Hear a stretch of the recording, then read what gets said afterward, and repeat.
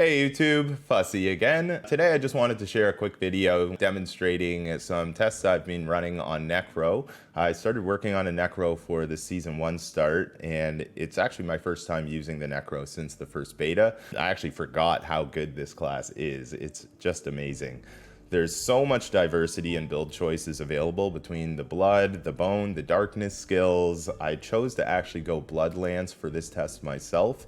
I leveled the build SSF. So far it's sitting at level 62, and for testing purposes I made sure to only use gear I found from killing monsters.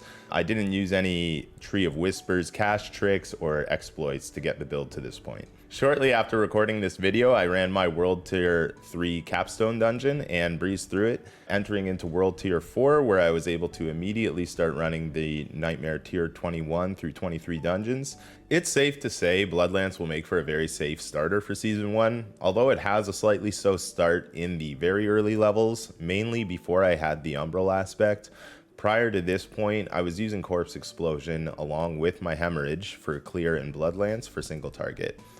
Once I had my Umbral aspect acquired, I moved from Corpse Explosion to Decrepify to slow enemies, and also giving Essence Recovery as well as cooldown reduction to my skills. The Essence Recovery comes via the Umbral aspect, if you weren't connecting the dots there, just wanted to be clear.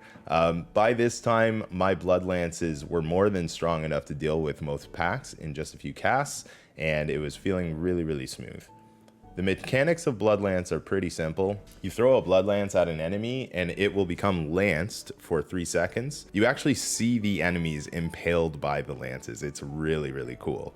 Any enemies you throw a Blood Lance at within that 3-second window all take damage. To boost this effect, I grabbed the Hungry Blood and Bloodseeker's aspects. Another thing to mention is Blood skills scale very well with Overpower. In addition to the base 3% chance to overpower, I guarantee myself 2 more overpower hits, one every 6 casts of Blood Lance, and another after remaining healthy for 12 seconds via Rathma's Vigor key passive. This is quite easy to achieve as a Necro with the amount of fortified generation the class gets, as well as the insane amount of barrier generation from Aspect of Shielding Storm. For future scaling, I will focus on grabbing as much HP and willpower on my gear, along with int, percentage crit, overpower damage, and core skill damage. The crit damage affixes on the gear in Paragon do not actually scale the overpower damage itself, but I personally like having the added crit damage for my non-overpowered hits.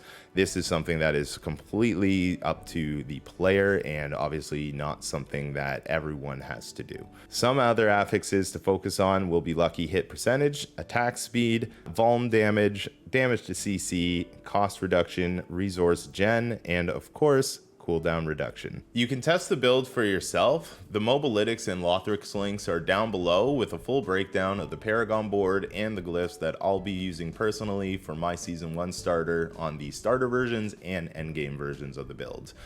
If I have the time, I'll actually give Blight a go as well over the next couple of days. I'm really not sure I'm going to be able to fit it in, but if I can, I will. I'll keep you all posted. If anything though, I will definitely get it up for Season 1 and get a guide out there for you guys. Don't forget to give a like and a share if you enjoyed the video, and until next time, I'll see you all later. Thank you all, take care, and peace out.